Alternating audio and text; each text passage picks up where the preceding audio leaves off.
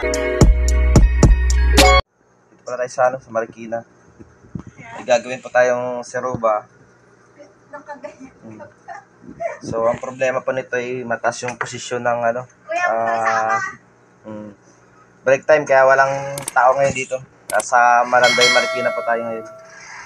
So, ang gagawin natin mga friend, seruba na 747. Ang problema ito, mataas yung yung needle position. So, tuturo ko sa inyo kung asan ang gagalawin natin para magkaroon kayo ng idea. Sobrang taas ng position ng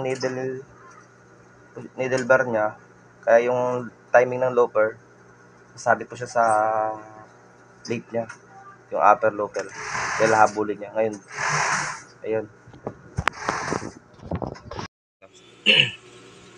Yung position ng needle position niya, napakataas. Ayan, kung susukatin nyo is, ayan. Yan. Nasa 5.8 na siya. So, ang standard po niyan, ayan, halo, 1/2 dapat yan. Ngayon, ang paggagalaw niyan dito, mga friend dito, luluwagan nyo yung alin na yan para maigalaw nyo ito. Kasi pag din nyo yan binaba, may tendency na sumabit yung loper dito sa plate niyan. Kaya yan, tinurong ko na muna kasi sumabit dahil bago yung plate niya. Ito kasi nabali yan ng ng upper loper dahil gawa doon sa kakahabol ng timing dito sa lower loper. So ayan mga pre, na nakuha tayo ng screw niya, ay aalin niya. Ayan. So ito yung gagawin natin. Ayan, luluwagan nyo lang to. Ayan, ilaw to. Ayan, luwagan nyo lang to. Bali binuksan ko na, hindi ko na pinakita sa inyo yung pagbubukas niya. Kasi may mga timing na rin tayo niya, mga bukas sa loob. Ayan. Tigas pa. Ayan. Ayan. Luwagan nyo na yan. Ayan. Ito yan. Baba nyo to. Baba nyo. Ayan. Ayan. Bumaba na siya. Susukatin nyo ulit. O ayan. Ayan siya. 1/16 to 1/2. Ayan.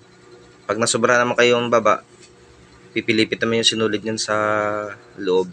Maglalagot din yan. Dito rin ang galaw niyan. So, ayan.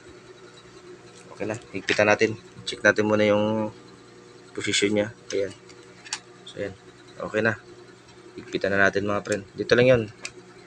Yan. Tips para sa mga malakas ang loob dyan. At kung may problema kayo sa makina nyo, sa mataas ang position ng needle bar at tumatama yung upper loper, dito lang sukatin nyo muna yung position nya. Laging 1/2 or 1/16 to 1/2, pwede na yun. Yun, ayan.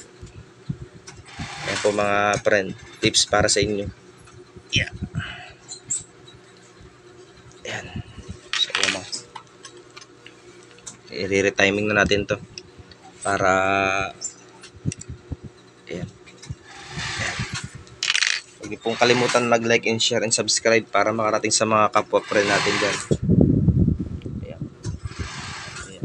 Ngayon, tatiming na natin yung upper loper. Timing natin muna ulit yung lower nyan kasi may mga timing na po tayo nyan.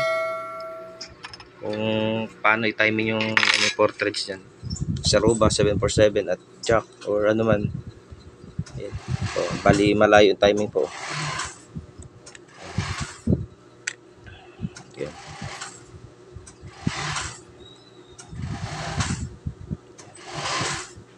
So, layo na timing. Advance na. Advance. Ngayon, gagalawin natin dito ang timing yan. Iauurong natin dun. So, ayan.